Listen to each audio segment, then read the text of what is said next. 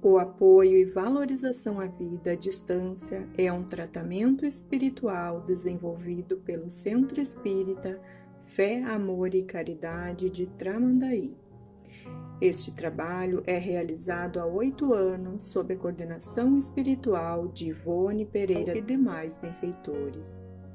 Este tratamento espiritual visa atender o indivíduo em suas necessidades, bem como assistência espiritual de toda a família, encarnados e desencarnados. O tratamento deve ser realizado por 6 semanas, durante todas as segundas-feiras, no horário das 16 horas até as 16h30. Cada assistido deve permanecer conectado com a equipe espiritual, iniciando pela prece simples de abertura. Logo após, deve iniciar a leitura do Evangelho segundo o Espiritismo, no capítulo e item sugerido anteriormente. Ao término da leitura, deve-se fazer a prece de encerramento, agradecendo a assistência e a companhia dos benfeitores espirituais. Para finalizar o tratamento, é necessário o autoabraço, reconectando-se consigo mesmo. Boa tarde, amigos. Bem-vindos a este trabalho de atendimento espiritual à distância, apoio e valorização da vida, sob a coordenação espiritual de Ivone Amaral Pereira. Vamos nos colocar em sintonia com essa equipe de benfeitores espirituais para nos acompanhar neste momento de fé, amor e caridade através da prece de abertura. Pai nosso que estás em toda parte, santificado seja o teu nome, no louvor de todas as criaturas. Venha a nós o teu reino de amor e sabedoria. Seja feita a tua vontade, acima de nossos desejos, tanto na terra quanto nos círculos espirituais. O pão nosso da mente e do corpo dá-nos hoje. Perdoa as nossas dívidas, ensinando-nos a perdoar nossos devedores com o esquecimento de todo mal. Não permitas que venhamos a cair sob os golpes da tentação de nossa própria inferioridade. Livra-nos do mal que ainda reside em nós mesmos, porque só em ti brilha a luz eterna do reino e do poder, da glória e da paz, da justiça e do amor para sempre. Assim seja. Evangelho segundo o Espiritismo, capítulo 18, Instruções dos Espíritos. Dar-se-á aquele que tem. Seus discípulos, se aproximando, lhe disseram: Por que lhes falais por parábolas? E lhes respondendo disse: E por que para vós outros foi dado conhecer os mistérios do reino dos céus, mas para eles não lhes foi dado? Porque a todo aquele que já tem, se lhe se dará ainda, e estará na abundância. Mas para aquele que não tem, se lhe tirará mesmo o que tem. Por isso, eu lhes falo por parábolas, porque vendo eles não veem, e escutando não ouvem, nem compreendem. E a profecia de Isaías se cumpre neles quando disse: Escutareis com os vossos ouvidos e não ouvireis. Olhareis com os vossos olhos e não vereis. São Mateus, capítulo 13, versículos 10 a 14. Prestai bem atenção naquilo que ouvis, porque se servirá para convosco da mesma medida da qual vos servirdes para com os outros, e vos será dado ainda mais. Porque se dará àquele que já tem, e para aquele que não tem, se lhe tirará mesmo o que tem. São Marcos, capítulo 4, versículo 24 e 25. Dá-se àquele que já tem e se tira àquele que não tem. Meditai estes grandes ensinamentos que frequentemente vos pareceram paradoxais. Aquele que recebeu é o que possui o sentido da palavra divina. Não a recebeu senão porque tentou dela se tornar digno. E o Senhor, em seu amor misericordioso, encoraja os esforços que tendem ao bem. Estes esforços firmes, perseverantes, atraem as graças do Senhor. É um imã que chama para si as melhoras progressivas, as graças abundantes, que vos tornam fortes para escalar a montanha santa, no cume da qual está o repouso depois do trabalho. Tira-se aquele que nada tem ou que tem pouco. Tomai isto como uma oposição figurada.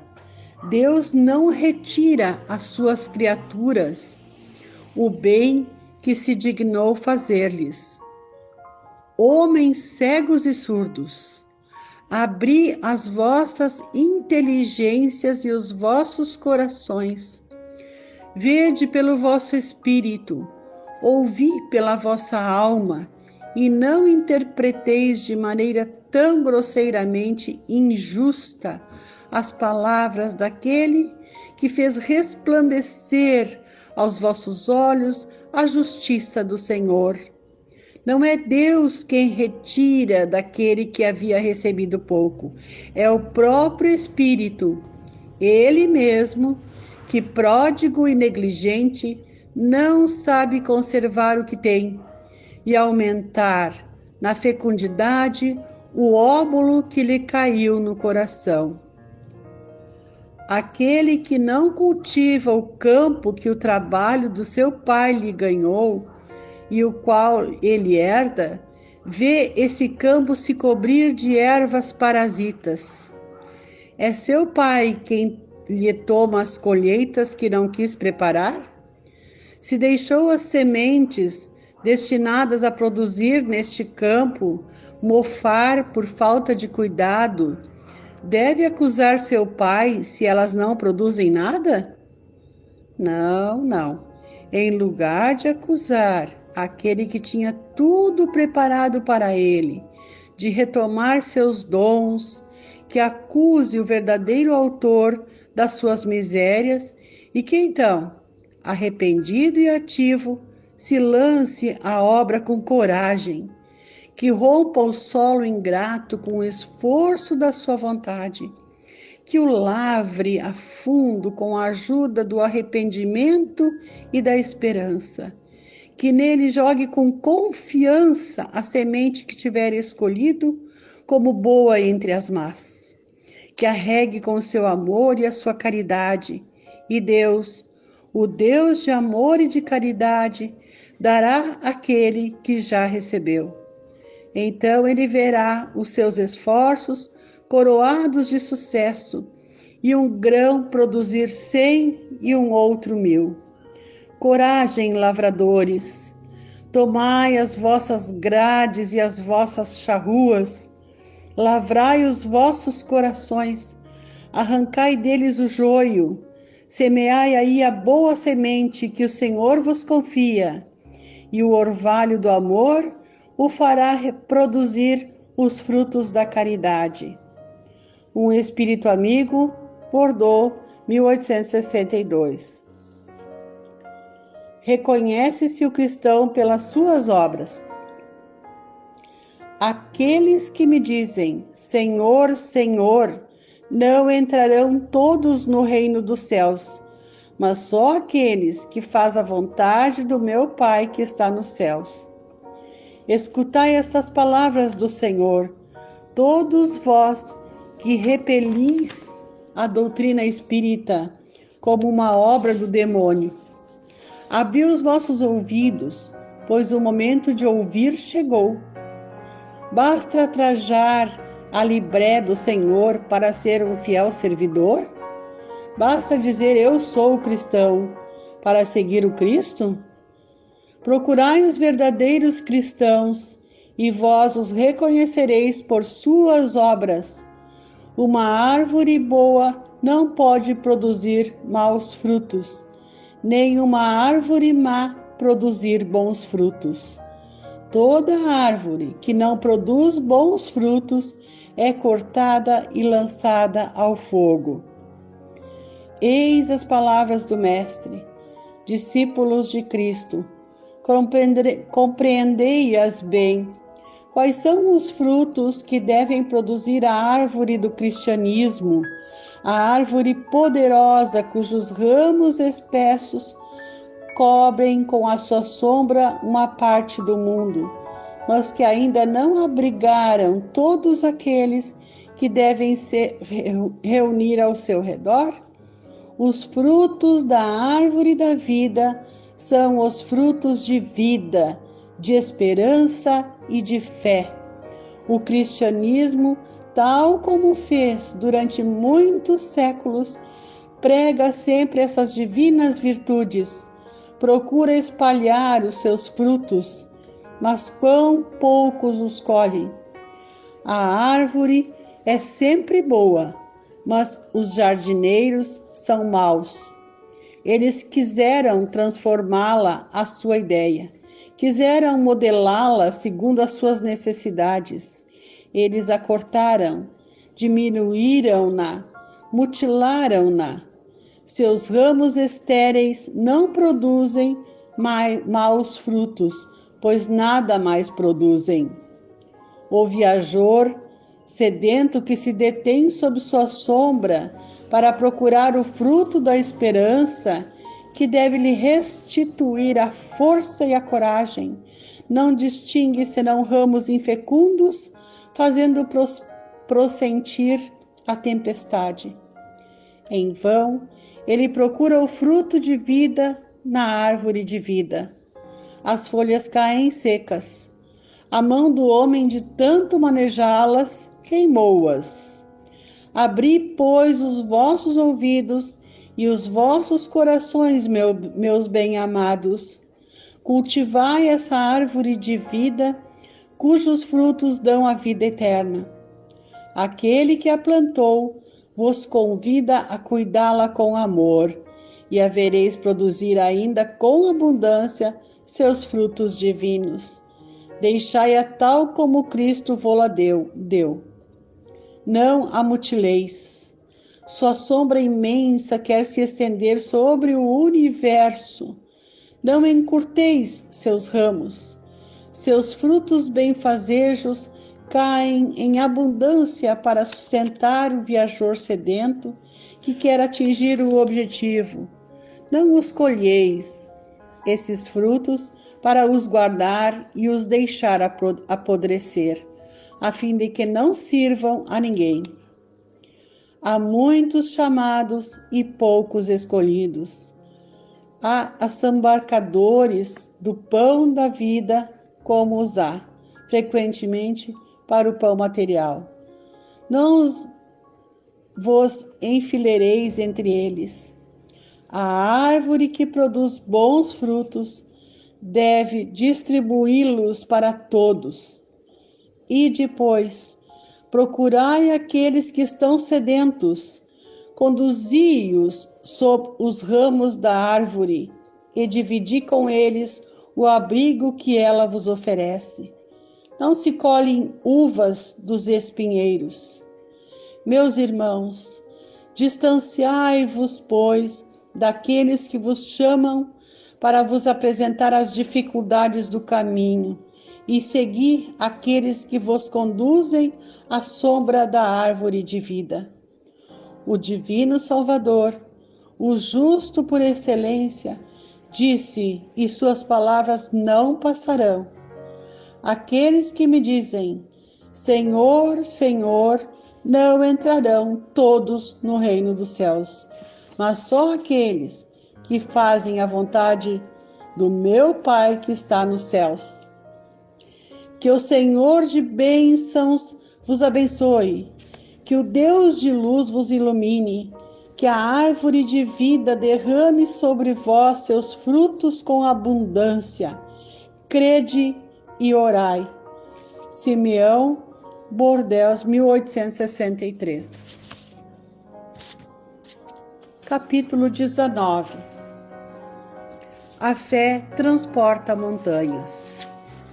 Poder da fé.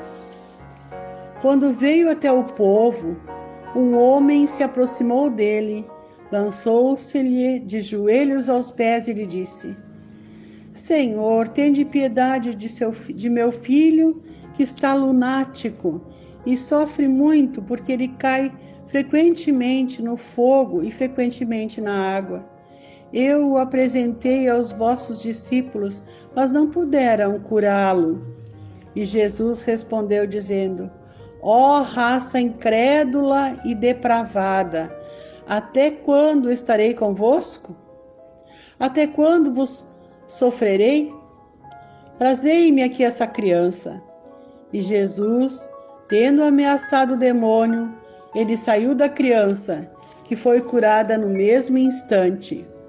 Então, os discípulos vieram encontrar Jesus em particular e lhe disseram: Por que não podemos nós outros expulsar esses demônios? Jesus lhe respondeu: É por causa da vossa incredulidade, porque eu vou-lo digo em verdade. Se tivesseis fé como um grão de mostarda, diríeis a essa montanha: transporta-te daqui para ali, e ela se transportaria, e nada vos seria impossível. São Mateus, capítulo 17, versículos 14 a 20. No sentido próprio, é certo que a confiança nas próprias forças torna capaz de executar coisas materiais que não se pode fazer quando se duvida de si. Mas aqui é unicamente no sentido moral que é preciso entender essas palavras. As montanhas que a fé transporta são as dificuldades, as resistências, a má vontade, numa palavra, que se encontra entre os homens, mesmo quando se trata das melhores coisas, os preceitos da rotina, o interesse material, o egoísmo, a cegueira do fanatismo, as paixões orgulhosas, são outras tantas montanhas que barram o caminho de todo aquele que trabalha pelo progresso da humanidade. A fé robusta dá a perseverança, a energia e os recursos que fazem vencer os obstáculos, nas pequenas como nas grandes coisas. A que é vacilante dá a incerteza, a hesitação de que se aproveitam. Aqueles que se quer combater, ela não procura os meios de vencer porque não crê poder vencer. Noutra acepção, a fé se diz da confiança que se tem no cumprimento de uma coisa, da certeza de atingir um fim. Ela dá uma espécie de lucidez que faz ver no pensamento o fim para o qual se tende e os meios de atingi-lo, de sorte que aquele que a possui caminha, por assim dizer, com certeza. Num e noutro caso, ela pode fazer realizar grandes coisas. A fé sincera e verdadeira é sempre calma, dá a paciência que sabe esperar, porque tendo seu ponto de apoio na inteligência e na compreensão das coisas, está certa de chegar. a fé incerta sente a sua própria fraqueza. Quando está estimulada pelo interesse, torna-se colérica e crê suprir a força pela violência. A calma na luta é sempre um sinal de força e de confiança. A violência, ao contrário, é uma prova de fraqueza e de dúvida de si mesmo.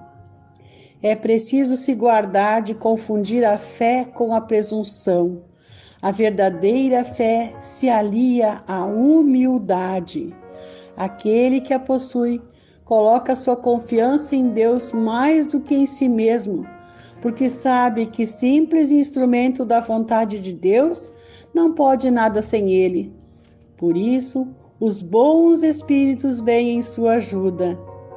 A presunção é menos a fé do que o orgulho, e o orgulho é sempre castigado cedo ou tarde pela decepção e pelos fracassos que lhe são infligidos. O poder da fé recebe uma aplicação direta e especial na ação magnética. Por ela, o homem age sobre o fluido, agente universal, lhe modifica as qualidades e lhe dá uma impulsão, por assim dizer, irresistível. Por isso, aquele que é um grande poder fluídico normal junto a uma fé ardente, pode apenas pela vontade dirigida para o bem operar esses fenômenos estranhos de cura e outros que outrora passariam por prodígios e que não são, todavia, serão as consequências de uma lei natural. Tal o motivo pelo qual Jesus disse aos seus apóstolos: se não curastes, é que não tinhais a fé. Finalizamos este momento agradecendo o apoio de nossos amigos espirituais que nos acompanharam, seguindo confiantes e perseverantes na valorização de nossa vida e no Evangelho de Jesus, com a prece aos espíritos protetores do Evangelho segundo o Espiritismo. Espíritos sábios e benevolentes, mensageiros de Deus, cuja missão é assistir os homens e conduzi-los no bom caminho, sustentai-me nas provas desta vida, dai-me a força de suportá-las sem murmurar. Desviai de mim os maus pensamentos e fazei com que eu não dê acesso a nenhum dos maus espíritos que tentarem me induzir ao mal. Esclarecei minha consciência sobre meus defeitos e elevai de sobre meus olhos o véu do orgulho que poderia impedir-me de os perceber e confessá-los a mim mesmo. Vós, sobretudo, meu anjo guardião, que velais mais particularmente por mim, e vós todos, espíritos protetores, que vos interessais por mim, fazei com que me torne digno da vossa benevolência. Conheceis as minhas necessidades, que elas sejam satisfeitas segundo a vontade de Deus. Que assim seja. Permaneça sentado confortavelmente para realizar o autoabraço. Abrace-se de maneira confortável e prazerosa e repita comigo: eu amo a Deus. Eu amo a Jesus. Eu amo a vida. Eu me amo. Assim seja.